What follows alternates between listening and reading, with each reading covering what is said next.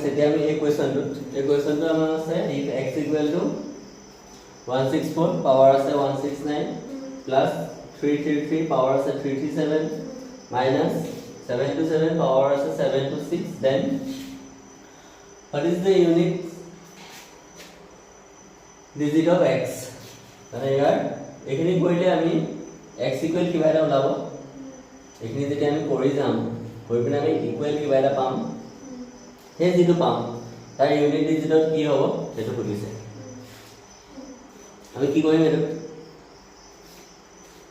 আমি চাম এটো ইউনিট ডিজিটত কি হ'ব প্ৰথম 164 আছে মানে 4 আছে আৰু 169 আছে যদি 4 থাকে তেতিয়া আমি কি চাম এটো চাম তেতিয়া এটো আছে কি তেতিয়া কি হ'ব নো সেন্স তেতিয়া এটো 4 এ হ'ব প্লাস 3 যদি থাকে তেতিয়া কি হ'ব 337 ক আমি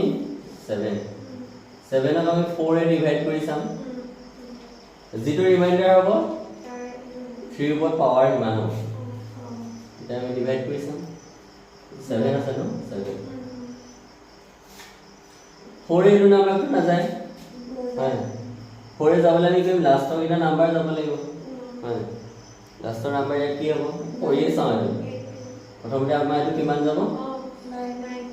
9 কেনে যাব 33 আছে মানে পইচা আছে ডাইৰেক্ট পইচা আছে 37 9 যাব ঠিক আছে মানে মই শৰ্ট আউট কৰা নাই শৰ্ট কে এটো কিমান হ'ব 8 32 হল এতিয়া আমাৰ এটো কিমান হ'ব 1 7 এতিয়া এটো কিমান হ'ব আমাৰ কেবাৰ যাব 4 হয় 4 গলে 16 ৰিমাইন্ডাৰ কিমান 1 ঠিক আছে আমি এতিয়া শৰ্টকাটত চাম 4 এ ডিভাইড কৰিব লাগে 337 আমি লাস্টৰ এটা চাম কি আছে 37 আছে 37 টো যদি আমি ডিভাইড কৰো 4 এ তেতিয়াহলে কিমান টাইম যাব 9 যাব ৰিমাইন্ডাৰ কিমান হ'ব 1 ইনটু 1 ঠিক আছে তেতিয়াহলে 3 ওপৰত পাৱাৰ কি হ'ব 1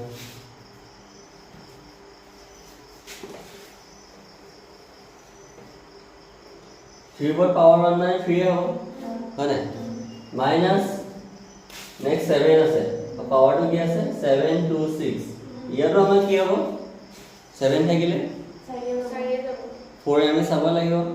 4 যদি চাও ৰিমাইন্ডাৰ কিমান হ'ব 2 হ'ব চাগে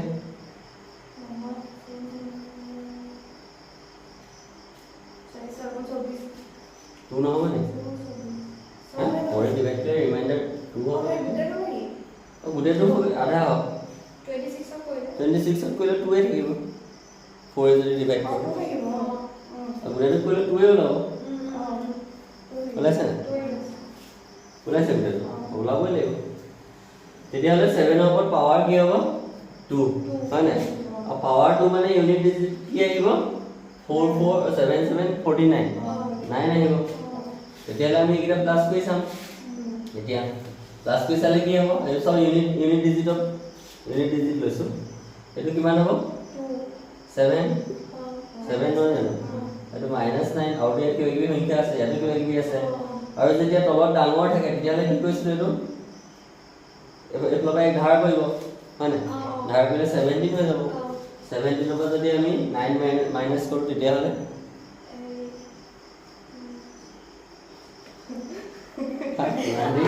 কিমান হ'ব এটো 8 ঠিক আছে তেতিয়া অপচনৰ এ আছিল না আমাৰ অপচন কিটা কি আছিল আছে অপচন এ কি আছিল অপচন কিটা কি আছিল 597 মূলটো 9 কিমান 597 প্ৰথমটো 5 বি 9 সি 7 আৰু ডি 8 দিলে আনসার কি হ'ব ডি সেইটো কথা ঠিক আছে এটো এপিছত আমি নেক্সট এটা কৰিম আৰু এইখিনি আমাৰ এক্সাৰসাইজ মানে যিখিনি আগৰ কিবা পৰীক্ষাত আহি গৈছে আৰু এইখিনি অকল হোৱাটছআপ গ্ৰুপতে মই শ্বেয়াৰ কৰিছিলোঁ আৰু এই কুৱেশ্যনটো আনচাৰ ওলোৱা নাছিলে, সেইটো কাৰণে মই আজি কৰি দিছোঁ ভিডিঅ' এটা বনাই। কিন্তু মই কৈছোঁৱে যে লাইভ ক্লাছত মই কনচেপ্টটো বুজাম, বাকী যি থাকে কুৱেশ্যন হোৱাটছআপত শ্বেয়াৰ হ'ব আৰু ডাউট থাকিলেও তাত সুধিব লাগিব, আৰু নহ'লে ভিডিঅ'টো কমেণ্ট কৰি যিটো আপুনি লাইভ ক্লাছ যদি চাই আছে তেতিয়াহ'লে কমেণ্ট কৰি সুধিব পাৰে যি নাই বুজা, আৰু এটা দুটা যদি কুৱেশ্যন আৰু দিব লাগে আপোনালোকে কমেণ্টত লিখি দিব, তেতিয়াহে মই কুৱেশ্যন মানে লাইভ ক্লাছত দিম।